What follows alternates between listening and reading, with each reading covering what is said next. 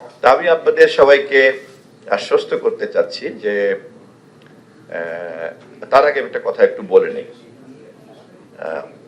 একটা গাড়ি, সেই গাড়ির মালিক, আমরা জাস্ট কল্পনা করছি আর কি, তিনি তো তার পছন্দ মতো ড্রাইভার নিয়োগ করেন, ড্রাইভার পছন্দ না হলে ড্রাইভার বিদায় করে দেন, ড্রাইভার চোর হলে পরে সে মালিকের টাকা পয়সা চুরি করে, ঠিক মতো তাকে দেয় না, এবং ওই গাড়ির যত প্যাসেঞ্জার এরা সবাই মালিকের খুব ঘনিষ্ঠ। তারা নিয়মিত মালিককে রিপোর্ট করেন যে তোমার ড্রাইভার খারাপ, তোমার কন্ডাক্টর খারাপ, তো এই করে ভালো করে গাড়ি চালায় না, অথবা চালায় তো তোমার ভালো, ও খুব ভালো করেছে। যাই হোক, প্যাসেঞ্জাররা সবাই কিন্তু তাই। আমি জাস্ট কাল্পনিক ভাবে আপনাদেরকে অনুরোধ করব চিন্তা করতে যে রাষ্ট্রটা যদি হয় গাড়ি, এবং গাড়ির মধ্যে প্যাসেঞ্জার যদি হয় রাস্তার সমস্ত ধরনের রিসোর্সফুল স্টেক হোল্ডার্স, অংশীদাররা সবাই যদি হয় একটা প্যাসেঞ্জার, মালিক যদি হয় জনগণ, আর ড্রাইভার যদি হয় নির্বাচিত সরকার অথবা অনির্বাচিত সরকার, ফলে এই কাল্পনিক দৃশ্যের যে রসায়ন, কেমিস্ট্রি, এটাই কিন্তু সরকার, রাষ্ট্র, প্রতিষ্ঠান এবং তার মালিক জনগণের সঙ্গেকার কেমিস্ট্রি, এটাই কিন্তু রসায়ন। তো ভুল ড্রাইভার অনেক অন্যায় করেছে, অনেক অপরাধ করেছে, সে কারণে গাড়ির প্যাসেঞ্জাররা, স্টেক হোল্ডার্সরা নানান রকম অভিযোগ করে টোলে শেষ পর্যন্ত সেও আবার ছাড়বে না, গাড়ির ছাড়বে না। এনিওয়ে, তারপরে গাড়ির প্যাসেঞ্জাররা মালিকের পরামর্শ নিয়ে, প্যাসেঞ্জাররাও সবাই সহযোগিতা করেছে, ঘাট ধরে ড্রাইভারকে বের করে দিয়েছে, লাথি মেরে গাড়ি থেকে বের করে দিয়েছে, এবং নট অনলি বের করে দিয়েছে, দেড়মার গাড়ির ড্রাইভারকে মনে করে একদম দেশের বাইরে পাঠাই দিয়েছে। তখন নতুন ড্রাইভার স্বাভাবিকভাবেই সবাই মিলে নিয়োগ করেছে, গাড়ির মালিক নিয়োগ করেছে, তারপরে স্টেক হোল্ডার বলছে দেখা যাক এই বেটা কেমন করে, আচ্ছা দাঁড়াও তোমার দেখি দেখি তুমি কেমন করে গাড়ি চালাও।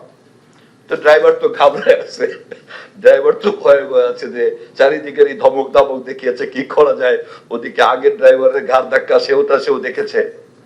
তা আমাদের সরকার কিন্তু খুব বিনয়ের সঙ্গে নতুন ড্রাইভার হিসাবে আপনাদের সকলের স্বতঃস্ফূর্ত জনমতে নিয়োগপ্রাপ্ত একটা ড্রাইভার হিসাবে মালিক এবং আপনারা যারা অংশীদার, আপনাদের সকলের কথা খুব বিনয়ের সঙ্গে মনোযোগ দিয়ে শোনার চেষ্টা করছি।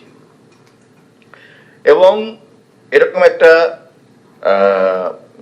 গাড়ি যা ভুল ড্রাইভারদের খপ্পরে পড়ে এর নানান রকম পার্টস টার্টস চুরি হয়েছে, ইঞ্জিন টিঞ্জিন নষ্ট টষ্ট হয়ে এমন একটা পরিস্থিতি, এই গাড়িটা ঠিক মতো চালাতে হবে কিনা, এর ওভারহুলমিং দরকার, এটা দরকার, ওইটা দরকার। আবার বলতে গেলে মালিক বলবে তুমি শালা আবার চুরি শুরু করছো না, আবার নতুন চুরি শুরু করছো। আবার যেটা না চালাই, চেঞ্জ না করি, তাহলে বলতে তার একটা বাজে ড্রাইভার, এটা তো গাড়ি চালাতে পারে না। সো নতুন ড্রাইভারের কিন্তু নানান রকম চ্যালেঞ্জ আছে, তাকে উদ্যোগ নিতে গেলেও যেমন সমালোচনার মধ্যে পড়তে হবে, উদ্যোগ না নেওয়ার মধ্যেও কিন্তু সমালোচনার মধ্যে পড়তে হবে। এবং এটা স্বাভাবিক যে রাষ্ট্র যখন একটা বিজ্ঞান, এবং সেই রাষ্ট্রের পরিচালনার দায়িত্ব যখন জনগণ কর্তৃক নির্বাচিত হয়ে নির্দিষ্ট সময়ের জন্য একটি রাজনৈতিক সরকার দায়িত্ব নেয়, তখন তাকে এই মনোজগৎটা বোঝার জন্যই তাকে একজন বিজ্ঞানী হতে হয়। এবং এ কারণেই কিন্তু রাষ্ট্র রাজনীতি সম্পর্কিত বিষয়টিকে বিজ্ঞান, সমাজ বিজ্ঞানের সঙ্গে যুক্ত করা হয়েছে। এটা শুধুই মাত্র কিন্তু রেটরিক, বক্তৃতা, লিটারেচার, সাহিত্য এবং চমৎকার চমৎকার কথা বলে মানুষকে উত্তেজিত করা অথবা মানুষকে কাঁদানো, হাসানো, এমন কোনো ভালো চলচ্চিত্র নির্মাতার যোগ্যতা না। এটা সম্পূর্ণই কিন্তু একটা বিজ্ঞানীর কাজ। একজন চলচ্চিত্র নির্মাতা তার টিমকে নিয়ে নিশ্চয়ই তেমন চমৎকার চলচ্চিত্র তৈরি করতেই পারেন, যা দর্শকদেরকে কাঁদায়, দর্শকদেরকে হাসায়, তার নির্মিত চলচ্চিত্রের মধ্যে দিয়ে সে কোনো বার্তা দেয় অথবা নাও দিতে পারে, কিন্তু বিনোদনের ব্যবস্থাটা কিন্তু করেও দিতে পারে।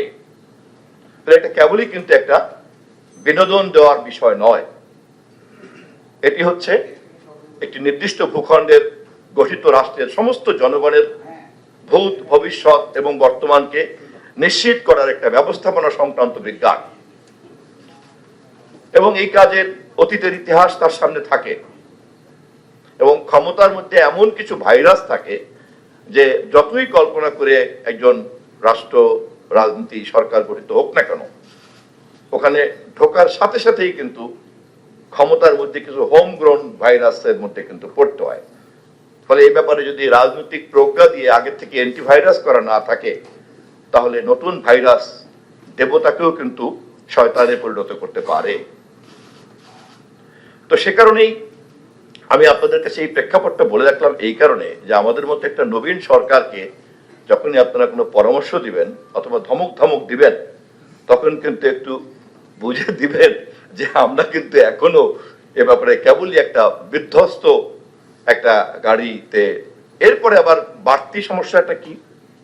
বাড়তি সমস্যা হচ্ছে আমরা এখানে যারা একটু বয়স্ক মানুষ আছি, আমরা যে ইকোসিস্টেমে বড় হয়েছি, আর এখানে যারা তরুণ প্রজন্মের ছাত্রছাত্রীরা এই বিভাগের আছেন, তারা যে ইকোসিস্টেমে চোখ কান নাক এবং বুদ্ধি জ্ঞান খুলেছে, এটার মধ্যে কিন্তু একটা বিরাট গুণগত পার্থক্য আছে। এবং সে কারণেই কিন্তু পত্রিকা সম্পাদকের মালিক মতিউর রহমান চৌধুরী ভাইকেও কিন্তু ওই প্রশ্নের জবাবে যে সমস্যার কথা বললেন তার মধ্যে কিন্তু সমাধান বলতে পারলেন না। কিন্তু আমরা সবাই কিন্তু এই ব্যাপারে এই ডিজিটাল হ্যাজার্ডকে নিয়ে কিন্তু খুব দুশ্চিন্তার মধ্যে আছি, এবং যে যখনই বসছি সেখানেই কিন্তু এ ব্যাপারে একটা আক্ষেপের ঐক্য তৈরি হচ্ছে। এইভাবে চলতে পারে না, একটা আক্ষেপের ঐক্য, কিন্তু এ ব্যাপারে কিন্তু গঠনমূলক কোনো সমাধান কেউ এ পর্যন্ত দিতে পারেন নাই। নিশ্চয়ই আমরা সোশ্যাল মিডিয়াতে গেলে পরে হোয়াইট হাউসেরও কাল্পনিক এরকম অনেক কন্টেন্ট দেখতে পাই। ওবামা নাচানাচি করছে দেখতে পাই না আমরা দেখতে পাই না ট্রাম্প কিরকম হাস্যকর আচরণ করছে। প্রশ্ন হচ্ছে যে এই ধরনের একটা গুণগতভাবে পরিবর্তিত ট্রান্সফর্ম ইকোসিস্টেমে আমাদের মতো পুরনো ইকোসিস্টেমের লোক গাড়িটা চালাইতে বসছি, আপনারাও আছেন। ফলে আমার মনে হয় যে রূপান্তরিত এই আর্থসামাজিক কাঠামোতে যে কোনো একটা মৌলিক সমস্যার সমাধান করার জন্য যে পরিমাণ আলোচনা অংশীদারদের মধ্যে হওয়া দরকার, সেটা যে হয়নি, এটাই হচ্ছে কিন্তু বড় সমস্যা। বিফোর মেকিং এনি ব্লেম, আগে কিন্তু এই বিষয়টা বোঝা দরকার যে আমরা কেউই কিন্তু অ্যাডিকুয়েট নলেজ নিয়ে নাই এক্সিস্টিং ট্রান্সফর্ম ইকোসিস্টেমের ব্যাপারে। সো বিফোর ব্লেমিং এভরিওয়ান, এটা কিন্তু even as a government, before exercising any authority, we have to understand that it's a completely new ecosystem. And without engagement of the other, all the stakeholders, we cannot have it a very consensus solution. এইখানে যে ল্যাকিংটা আছে, আমি বিনয়ের সঙ্গে আপনাদের সবাইকেই বলবো যে এখানে একটা প্রপার এনগেজমেন্ট দরকার। আমি একজন খুবই কম জ্ঞানের রাজনৈতিক কর্মী, মাঠের থেকে উঠে আসছি, কিন্তু রাজনৈতিক ময়দানে থাকার কারণে আমি আমাদের হানিফ ভাই, মতি ভাই, এডিটর্স কাউন্সিলের সমস্ত জাদ্রেল সম্পাদক, যারা অবশ্যই এক ধরনের কর্তৃত্ব রাখেন এবং তাদের সম্পাদকীয়তে অনেক সময় একটা কর্তৃত্ব প্রকাশও পায় মতামত দেওয়ার ক্ষেত্রে, হুইচ ইজ গুড। বাট একই সঙ্গে এটা বুঝতে হবে যে কখনো কখনো দেখা যায় যে এই ধরনের সম্পাদকীয়র মধ্যে যে লেন্স থেকে দেখেন তার বাইরেও কিন্তু আরো অনেক লেন্স আছে। আমি খুব বিনয়ের সঙ্গে জানিয়ে রাখলাম,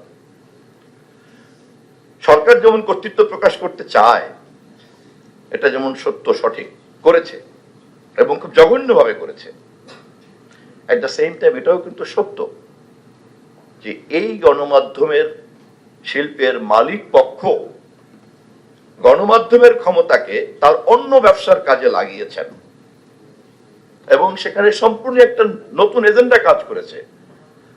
গণমাধ্যম সম্পর্কে যে একটা সর্বসম্মত শ্রদ্ধাভাজন জনমত, সেটাকে কিন্তু তিনিও ব্যবহার করার চেষ্টা করেছেন। সরকার যেমন জোর করে ক্ষমতা রক্ষা করার কাজে লাগিয়েছেন, অনেক মালিকরাও কিন্তু এটাকে কাজে লাগিয়েছেন তার বিদেশ পাচারের টাকা অথবা অন্য অবৈধ উপায়ের টাকা এটাকে বৈধতা দেওয়ার জন্য, অথবা ব্ল্যাকমেলিং এর ইনস্ট্রুমেন্ট হিসাবে।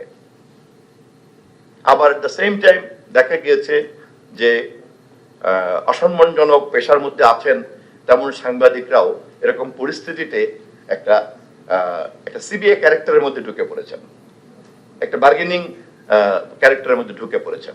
এরপর আমরা শুরু করে দিলাম এখন একে অপরের মধ্যে ব্লেমিং শুরু করলাম। আমি বললাম, এই তুমি তো জার্নালিস্ট, তুমি কেন সিবিআই নেতার মতো কথা বলছেন, আপনি কেন বলছেন, আপনি তো মালিক, আপনি কেন এটা করছেন, আপনি তো সরকার, আপনি তো সারাক্ষণ খালি ধমকাধমকি করে বেড়াচ্ছেন। So everyone is right, nobody make solutions. এই বাস্তবতার মধ্যে দাঁড়িয়ে কিন্তু আমরা আজকে বিশ্ব গণমাধ্যম দিবস পালন করছি, মুক্ত গণমাধ্যম দিবস পালন করছি।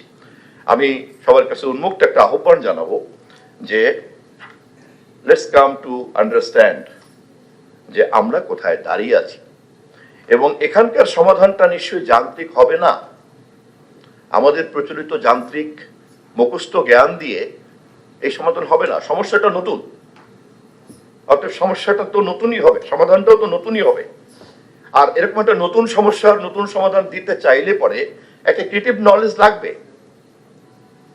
এবং সেই ক্রিয়েটিভ নলেজের এনগেজমেন্টটা করার জন্যই আমাদের একটা কালেকটিভ এনগেজমেন্ট দরকার, এবং আমাদের একটা স্টাডি দরকার, এবং সেভাবেই আমরা কিন্তু এটাকে বের করতে পারবো।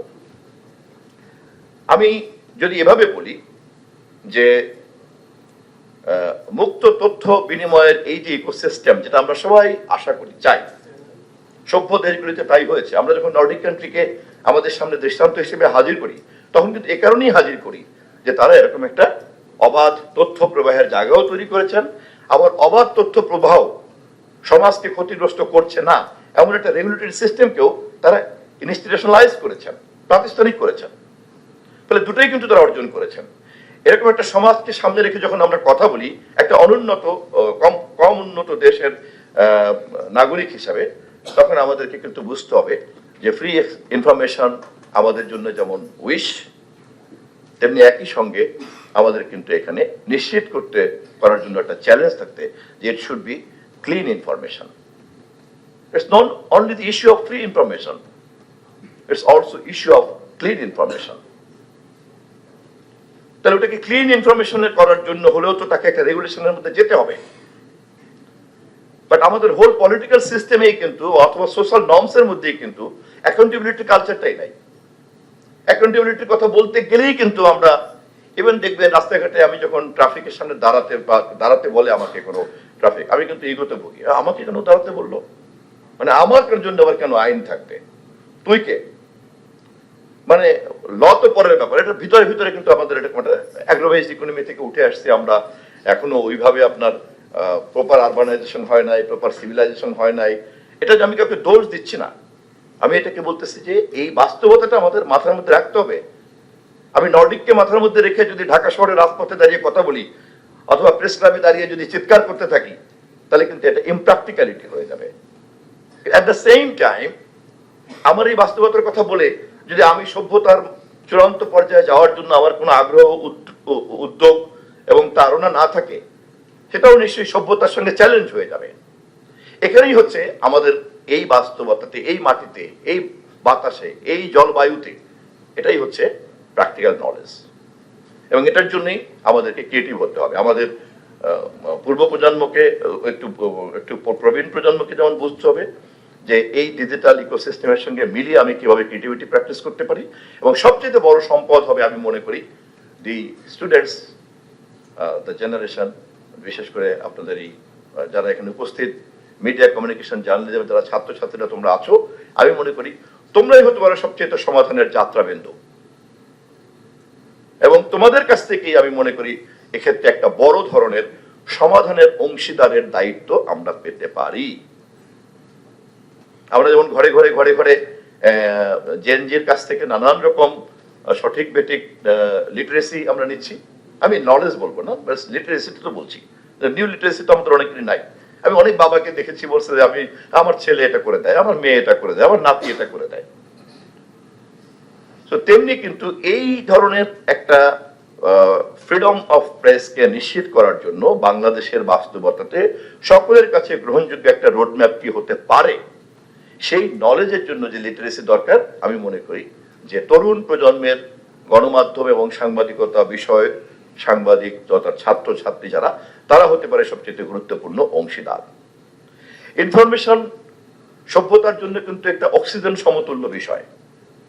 অক্সিজেন ছাড়া আমরা যেমন কেউ বাঁচতে পারি না, এবং যিনি জানেন না অক্সিজেন কি জিনিস, তিনিও কিন্তু অক্সিজেনের উপরে তো বেঁচে আছেন। তিনি জানেন না বলে তো তিনি বলতে পারেন আমার অক্সিজেন লাগে না, তোমার লাগে। যার লাগে সে আসলে জানে, আর যার লাগে না সে আসলে জানে না। এই তো পার্থক্য। যে জানে সে বলে যে অক্সিজেন তো নষ্ট হয়ে যাচ্ছে, কার্বন ডাই অক্সাইড এটা করতে হবে, ওটা করতে হবে, পরিবেশ। কারণ সে জানে যে অক্সিজেনের ঘাটতি থাকলে তার কি হবে, এবং সে যে অক্সিজেনের উপরে তার জীবন নির্ভরশীল। কিন্তু যে জানে না সে কি বলবে, আরে রাখো তোমার এই সমস্ত কথাবার্তা। যদিও খুব দুঃখজনক যে পৃথিবীর অনেক বড় বড় দেশের রাষ্ট্রনায়করাও বিজ্ঞানকে অস্বীকার করার এরকম আচার আচরণ করে চলছেন। আমি সে কারণেই মুক্ত গণমাধ্যম দিবসে বিনয়ের সঙ্গে স্মরণ করে দিতে চাই, সভ্যতার জন্য এরকম একটা অক্সিজেন সমতুল্য অবাধ তথ্য প্রবাহের বিষয়টিকে আমাদের সকলে মিলে অবশ্যই সুনিশ্চিত করতে হবে। এটা হওয়া উচিত আমাদের এবারকার বিশ্ব গণমাধ্যম দিবসের বাংলাদেশের প্রেক্ষাপটে আমাদের প্রতিশ্রুতি। এখানে যেহেতু অনেকজন অংশীদার আছেন, সরকার তো আছেই, সরকার তার ম্যানেজমেন্টের মধ্যেই তো সরকারের দায়িত্ব থাকা উচিত, এর বেশি তার অথরিটি থাকা উচিত না। কিন্তু আমাদের দেশের পলিটিক্যাল সিস্টেমে সবসময় সরকারের কর্তৃত্বটাই কিন্তু বড় হয়ে দেখা দিয়েছে।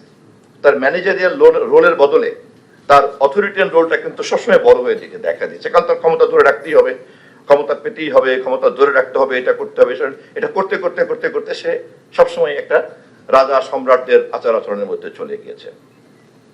কিন্তু যেটা যদি শুধুমাত্র সেবা দেওয়ার কাজের মধ্যে থাকতো এবং সেবকের মনোজগতের মধ্যে যদি রাজনীতি এবং ক্ষমতা গ্রহণ এবং সংরক্ষণের ব্যাপারটা থাকতো, তাহলে কিন্তু একজন সেবক যতটুকু চিন্তা করতে পারেন উনি ততটুকুই চিন্তা করতেন।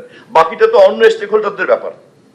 Government does not mean he is the owner of the states, nothing but একটা সার্ভিসিং ম্যানেজার। তো সেই মনোজগতের জায়গা থেকে আমাদের মাননীয় প্রধানমন্ত্রী বেরিয়ে আসার প্রতিশ্রুতি ঘোষণা করেছেন। স্বল্প সময়ের এই তার প্রধানমন্ত্রিত্ব কালে তিনি তার আচার আচরণও কম বেশি কিন্তু প্রমাণ করার চেষ্টা করেছেন। I am sure that all of you the dignitaries এখানে আছেন, আপনারা সবাই উপলব্ধি করেন যে এটা আশা করা বা স্বপ্ন দেখা বা কল্পনা করা যত সহজ, এটা বাস্তবায়ন করা কিন্তু আর অনেক বেশি কঠিন কাজ। সে কারণেই আমাদের মূলত লক্ষ্য করতে হবে ব্যালেন্সড ফ্রিডম। এবং I must thanks to Ms. Susan Bais to pronounce in that way that the balanced freedom is the solution. Once the balanced freedom is done, it is implied that the proper regulation will be also done. Now we have to find out balanced freedom এর formula এবং road ম্যাপটা আমরা কিভাবে তৈরি করতে পারি। নবাবের প্রতিনিধিরা এখানে আছেন, বিশেষ করে মতি ভাই আছেন, হানিফ ভাইও পত্রিকার মালিক, একই সাথে ওনারা কিন্তু আমার সম্পাদকের কলমের যে কণ্ঠ এবং পত্রিকা মালিক হিসাবে ওয়েজ বোর্ড দিতে পারবেন কি পারবেন না এই প্রশ্নের উত্তর দেওয়ার সময় ওনাদের যে চেহারা, এটা সবসময় কিন্তু একসঙ্গে যায় না। যখনই তথ্যমন্ত্রী বলবে যে ভাই সাংবাদিকতা এই অবস্থা, আপনি ওয়েজ বোর্ডটা যদি না দেন তাহলে তো কি হবে, তখন ন্যাচারালি এখানকার শিল্প উদ্যোক্তা হিসাবে কি কি সমস্যা আছে তখন উনি কথাটা বলবেন, এবং শিল্প উদ্যোক্তার সমস্যা সমাধান করার দায়িত্ব তো সরকারেরই, সেটাও তো আলটিমেটলি তার ঘাড়ে পড়ে। আবার যখন মনে করেন যে সেটা শিল্প উদ্যোক্তার ক্ষেত্রে সমস্যাগুলিকে সমাধান করতে পারলাম কি পারলাম না সেই বিষয়ে কথা বলতে বা ওইটা না পড়ার ফলে যে পরিস্থিতি, সম্পাদক হিসাবে যখন কথা বলবেন তখন আবার দেখা যাবে যে উনি সাংবাদিকরা যখন ওনার পাশে দাঁড়াবেন তখন আবার তাকে কিন্তু একটু অন্যভাবে কথা বলতে হবে। তো সেই কারণেই ব্যালেন্স ফ্রিডমটাকেই আমি সলিউশন মনে করি। সর্বোপরি আমরা সবাই বুঝতে পারছি নিশ্চয়ই যে গণমাধ্যম এবং সাংবাদিকতা অথবা সাংবাদিক এই সংক্রান্ত যাবতীয় শব্দের সংজ্ঞা কিন্তু পরিবর্তন হয়ে গিয়েছে। আমরা কেউ তা রিকগনাইজ করি, কেউ তা রিকগনাইজ করি না। ইনফরমেশন বলতে 60, 70, 80 দশকে ইন্টারনেট জন্মের আগে যা আমরা বুঝতাম, ইন্টারনেট জন্মের পরে কিন্তু ইনফরমেশন আর তা নাই, গণমাধ্যম কিন্তু তা নাই, সম্পূর্ণ কিন্তু একটা ভিন্ন জগৎ তৈরি হয়ে যাচ্ছে। তো এই রূপান্তরিত হওয়ার এই প্রক্রিয়াটা কিন্তু শেষও হয় নাই, এটা কিন্তু একটা চলমান। ফলে একটা চলন্ত গাড়িতে দাঁড়িয়ে থাকা যেমন খুব কঠিন হয়ে যায় যদি ভারসাম্য জ্ঞান না থাকে, তেমনি কিন্তু সমাজ, অর্থনীতি এবং সভ্যতার এই চলমান গতিতে আমরা যারা যারা কর্তৃত্ব চর্চা করার চেষ্টা করি আমরাও কিন্তু ভারসাম্য রাখতে পারবো না। চলন্ত গাড়িতে ভারসাম্য জ্ঞান না থাকলে যেমন ছিটকে পড়তে হয়, তেমনি আমাদেরকেও কিন্তু ছিটকে পড়তে হতে পারে। সমাধান হচ্ছে একটাই, সেটা হচ্ছে আমাদেরকে অবশ্যই ব্যালেন্স ফ্রিডমের দিকে যেতে হবে। অন্যান্য প্রসঙ্গগুলিতে আমি আজ গেলাম না, আমি আপনাদের সকলের ধৈর্যচ্যুত করতে চাই না, আমার নিজের একটা কাজও আছে, but it is so interesting discussion, আমি আরো অনেক কিছু শিখতে পারতাম, সেই জন্য আমি মিস করতে চাই না আপনাদেরকে। আমি সেজন্যই মাননীয় ভাইস চ্যান্সেলর এবং নর্থ সাউথের ট্রাস্টি বোর্ডের চেয়ারম্যান সাহেবকে অনুরোধ করেছি যে তথ্য মন্ত্রণালয় থেকে আমরা ঢাকা বিশ্ববিদ্যালয়, নর্থ সাউথ ইউনিভার্সিটি, আপনাদের যে সাংবাদিকতা বিভাগ সহ বাংলাদেশের সমস্ত বিশ্ববিদ্যালয়ের সাংবাদিকতা বিভাগগুলিকে জড়ো করে সাংবাদিকতার উপরে ছাত্র হিসাবে যারা কাজ করছেন, বড় হতে চাচ্ছেন, গবেষণা করছেন, শিক্ষক আছেন, এই সকলকে আমরা একটা সম্মিলিত নেটওয়ার্কের মধ্যে এনে তথ্য মন্ত্রণালয় গণমাধ্যম জগতের ক্ষেত্রে এটাকে একটা রিসোর্সফুল স্টেক হোল্ডার হিসেবে আমরা দাঁড় করতে চাই। আপনাদের সকলের যদি সম্মতি থাকে, আমি বিশ্বাস করি তথ্য মন্ত্রণালয়ের এই উদ্যোগকে সবচেয়ে বেশি সহযোগিতা করতে পারবে নর্থ সাউথ ইউনিভার্সিটি এবং ঢাকা বিশ্ববিদ্যালয়। আমি ইতিমধ্যেই ঢাকা বিশ্ববিদ্যালয়ের ভিসির সঙ্গে একটা সাধারণ আলাপ করে রেখেছি, আশা করি খুব দ্রুতই এই কাজটা শেষ করতে পারবো। এবং এবারের তথ্য ও গণমাধ্যম দিবসে আপনাদেরকে সর্বশেষ একটা বিষয়ে স্মরণ করিয়ে দিয়ে আমি বিদায় নেব। সেটি হচ্ছে যে ডিজিটাল যে হ্যাজার্ড এবং ডিজিটাল যে ওয়েস্টেজ, যেটা এখন গণমাধ্যমের জগতের সবচেয়ে বড় চ্যালেঞ্জ হিসেবে দেখা গিয়েছে। মিসইনফরমেশন এবং ডিসইনফরমেশনকে কমব্যাট করাটা একেবারে প্রত্যেকটা মানুষের জন্য এবং রাষ্ট্রের পক্ষে এটা হয়ে গেছে সবচেয়ে বড় চ্যালেঞ্জের বিষয়। আমি ব্যক্তিগতভাবে আমি সামান্য কয়েকদিন মন্ত্রিত্বের দায়িত্ব নিয়েছি, এ পর্যন্ত যত মানুষের সঙ্গে আমার এই নিয়ে কথা হয়েছে বেশিরভাগ কিন্তু দেখেছি এটাই নিয়ে কথা হচ্ছে, ভাই এটা কিছু একটা করেন, কি করা যায়। আবার এদিকে তথ্য মন্ত্রণালয়ে গিয়ে দেখি যে সেখানে এডমিন ক্যাডারের লোক বসে আছে, সে মডার্ন কমিউনিকেশন বোঝেই না। আমি নিজে তো একেবারেই লেম্যান, লেখাপড়া খুব একটা করি নাই, খুব একটা জ্ঞান বুদ্ধিও আমার নাই, ফলে সব মিলিয়ে কিন্তু একটা সমস্যার মধ্যে আমরা পড়ে আছি। ফলে এই ডিজিটাল ওয়েস্ট ম্যানেজমেন্ট এটা কি হবে, এখানে একটা হতে পারে আমরা সবাই রিঅ্যাক্টিভ হতে পারি, আর এইভাবে চলে না, এই সেই, যেটা একটু আগে বললাম, আক্ষেপের হতে পারে। আরেকটা হতে পারে যে এইটাকে কিভাবে, যেমন ওয়েস্ট ম্যানেজমেন্ট দিয়ে পাওয়ার প্রোডাক্ট করা যায়, প্রডিউস করা যায়, এটাকে এনার্জিতে ট্রান্সফার করা যায়। সো ডিজিটাল ইকোসিস্টেমে আমাদেরকে যেহেতু we have to live with this, so আমাদেরকে কিন্তু খুঁজে বের করতে হবে যে এই ডিজিটাল হ্যাজার্ডকে, ডিজিটাল ওয়েস্টেজকে আমি কিভাবে সিভিলাইজেশনের নিউ এম্পাওয়ারমেন্টের মধ্যে র মেটেরিয়ালটা ট্রান্সফার করতে পারি। এটা চাইলেই কিন্তু কিল করা যাবে না, এখানে রিঅ্যাকশনের কিন্তু কোনো মূল্য নাই। আপনাদের সকলকে সেই ইতিবাচক জ্ঞান চর্চা করে তথ্য মন্ত্রণালয়ের যে সামান্য আগ্রহ তৈরি হয়েছে সে বিষয়ে ভবিষ্যতে আমাদেরকে পথ দেখানোর জন্য আপনাদের কাছ থেকে সহযোগিতা পাবো, এই প্রত্যাশা রেখে বিশ্ব মুক্ত গণমাধ্যম দিবসের বাংলাদেশের প্রেক্ষাপট থেকে সকল বিশ্ব মুক্ত গণমাধ্যমের অংশীদার, বিশেষ করে জন্য যারা ত্যাগ স্বীকার করেছেন, তাদের সকলের ত্যাগের প্রতি শ্রদ্ধা জানিয়ে বক্তব্য শেষ করছি। ধন্যবাদ।